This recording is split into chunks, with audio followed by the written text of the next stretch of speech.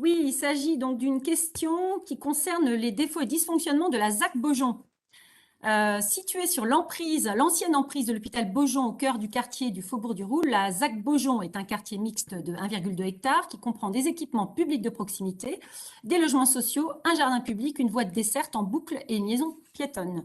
La zone présente de nombreux défauts et dysfonctionnements, certains depuis l'origine, mais qui n'ont toujours pas été résolus en dépit de multiples demandes, d'autres survenus ultérieurement à l'usage, dessalement des dalles à l'entrée de la piscine, infiltration au-dessus du bassin de la piscine, arrêt des jets de petits bassins depuis septembre 2021, dégradation du système de fermeture des portillons du jardin, éclairage insuffisant des voies piétonnes au niveau du passage le long de l'hôtel Le Collectionneur, trafic en tout genre, etc.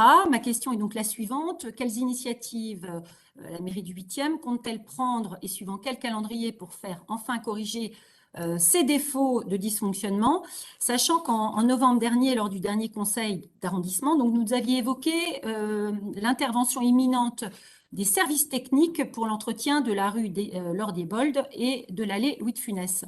Voilà, qu'en est-il? Parce que c'est vrai qu'il y a un certain nombre de points, on a un peu de mal à voir une évolution de la situation. Je vous remercie. Et c'est Grégoire Gauger, adjoint en charge de la jeunesse et des sports, qui va vous répondre. Grégoire, s'il te plaît.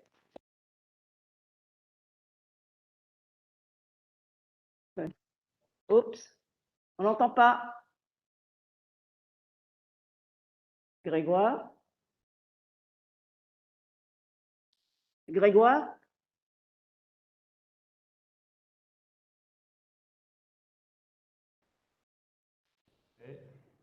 Toujours pas. Oui? C'est bon, ça marche. Tu peux recommencer parce qu'on n'a rien entendu, s'il te plaît. Non, mais voilà. Bon, mes chers collègues, merci Madame le maire.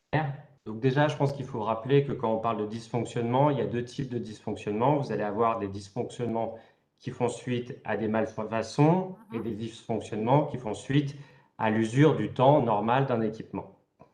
Les points que vous évoquez, Madame Lécuyer, ont tout d'abord tous été identifiés évidemment par la mairie et les services compétents, la DPSP, la DEV, la DJS, etc., et sont en cours de résolution.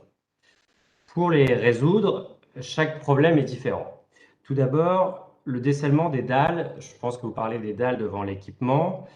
Comme vous le savez, c'est une zone dont l'aménageur Seine-Paris-Seine est responsable et doit reprendre ses malfaçons. Le calendrier n'est pas encore déterminé à ce stade, mais nous avons obtenu que soit mis en place une sécurisation du site en septembre dernier, c'est-à-dire des travaux provisoires pour sécuriser les dalles, parce qu'il y a un passage énorme à ce niveau-là, donc c'est important. Deuxième sujet, pardon, sécurisation des dalles, ça veut dire quoi? Eh bien, écoutez, si vous étiez présente autour du Forum des sports, sont intervenues les équipes qui ont enlevé les dalles dangereuses, qui en ont remis en attendant, qui ont fait un survêtement pour prioriser ce qui était dangereux. Mais ce n'est pas définitif, des travaux supplémentaires doivent intervenir et comme je l'ai dit, le calendrier n'est pas déterminé à ce stade, on l'attend de la part de Seine-Paris-Seine avec qui on relance régulièrement. Les infiltrations au-dessus du bassin, ces infiltrations ont eu lieu l'année dernière. Évidemment et heureusement, elles ont cessé. Maintenant, il faut intervenir d'un point de vue esthétique. Ça nécessite une grosse intervention, l'installation d'un échafaudage notamment. Et nous avons poussé avec Madame le maire pour obtenir les financements et l'intervention des services qui devraient avoir lieu cet été. Mais évidemment, ça pourra entraîner des fermetures puisque c'est un échafaudage que nous devons installer. Concernant l'arrêt des jets d'eau du petit bassin, alors ça, cette question m'étonne un petit peu. C'est des usagers, remontée d'usagers. Je vous prie de pas me couper, je ne vous ai pas coupé. Elle m'étonne parce que les usagers peuvent à tout moment en demander l'ouverture auprès des ménageurs. Ils n'ont jamais été allumés en permanence et encore moins en cette période de crise sanitaire, au niveau des consignes sanitaires. Donc, quand il y a notamment souvent des cours pédagogiques pour les enfants, les bébés nageurs ou de la gym aquatique, etc., et que l'on demande l'utilisation de ces jets d'eau, les maîtres nageurs les allument, ou même lors des ouvertures individuelles, si les usagers le demandent, on les ouvre. Mais ils ne sont pas ouverts en permanence, ils ne l'ont jamais été, ce n'est pas un spa, c'est un bassin d'initiation. Autre question sur la portion de fermeture du jardin. On a saisi évidemment la DEV et une intervention est prévue dans les prochaines semaines. Concernant l'éclairage insuffisant, j'imagine que vous parlez du passage qui est entre l'hôtel du collectionneur et la ZAC dans son ensemble. Comme nous le savons tous, c'est un passage privé, je crois avec une servitude de passage. C'est un espace privé dont la luminosité dépend du privé. Donc c'est auprès de ce prestataire qu'il faut se tourner. Ensuite, et pour finir, concernant la sécurité, comme l'a indiqué le commissaire Bévan en assemblée plénière du conseil de quartier concerné, des passages réguliers sont effectués par les services de police de la police nationale, notamment de la BAC, parce qu'on ne veut évidemment pas que cette zone devienne une zone problématique. Il y a beaucoup d'acteurs sur cette zone, il y a beaucoup de logements sur cette zone. C'est une zone nouvelle et on ne permettra jamais que la situation dégrade. Et de surcroît, depuis le 1er janvier dernier, à la demande de Madame le maire, les patrouilles de la police municipale passent également régulièrement dans ce secteur avec qui nous travaillons étroitement et à qui nous ont remonté par l'intermédiaire de Vincent Baladi ou de Jeanne de Serre auprès de la DPSP tous les signalements. Donc il y a vraiment, ils vont adapter leur parcours en fonction des signalements. Donc qui dit signalement dit évolution et adaptation rapide de la police municipale. Et puis pour terminer, en mairie du 8e, ça nous tient à cœur de mettre aussi souvent autour de la même table les principaux acteurs de la ZAC Bochon, parce que parfois vous allez avoir des problématiques où il y a des synergies, où elles sont transversales au centre d'animation, au centre sportif, à l'école en face, gestion de grilles, d'accès des véhicules, sécurisation des enfants qui vont à l'école.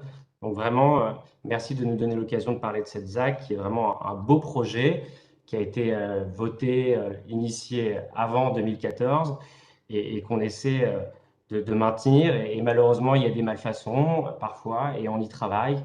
Ça représente des budgets souvent très importants. Beaucoup de choses ont été déclarées et on continue dans cet état d'esprit.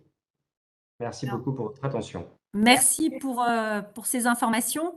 Bon, donc il n'y a rien de nouveau sous le soleil, j'ai l'impression. Quant aux DAC, je les prends en photo très régulièrement. J'ai malheureusement pas constaté d'amélioration. C'est assez dangereux puisque les talons se prennent dans les dalles descellées. Voilà, je voulais juste revenir, puisque sur la ZAC, il y a donc la fameuse école Louis de Funès. Nous avions voté en conseil d'arrondissement il y a déjà plusieurs mois, voire années, un audit par rapport à la température. Enfin, dès que le soleil tape, cette école devient. Je sais qu'il y a des rideaux maintenant, ça y est, qui ont été installés. Ça a pris un certain nombre de mois. Mais est-ce que cet audit, il avait été question, un audit thermique de l'école devait être réalisé, ça avait été voté. Est-ce que vous avez eu des retours par rapport à cet audit? Alors, nous n'avons pas eu de retour. D'abord, la directrice ne nous a pas du tout demandé donc d'audit. Enfin, elle n'a pas du tout parlé de cette opération. Les parents se sont, je crois, calmés. Donc, on n'a pas eu de retour depuis pratiquement 2 ans. Alors, C'est un audit qui avait été demandé, voté, et donc voilà, ça aurait été intéressant d'avoir un retour pour ce. Voilà, c'est une école qui est toute neuve avec un certain nombre déjà d'éléments qui tombent. Enfin, on voit que ça vieillit pas très vite. C'est vrai que ça, c'était un élément important du dispositif. C'était son autonomie thermique qui visiblement dysfonctionnait. Oui, alors entre-temps, ça ne vous a pas échappé depuis 2 ans, entre le Covid, entre les installations, entre ce que nous avons demandé à mettre en place déjà pour essayer d'enrayer ce virus. Donc l'audit en question, je vois qu'il est passé à l'AS et on n'a pas eu de retour des parents. Donc pour l'instant, voilà, donc on attend que les choses se stabilisent, que la vie redevienne normale pour que les uns et les autres retrouvent des repères. Bon, pour l'instant, tout est, on est quand même assez déboussolé, tout le monde est déboussolé par ce qui se passe. Donc, l'audit en question, quand les choses vont reprendre et si les parents se plaignent de la chaleur dans les classes,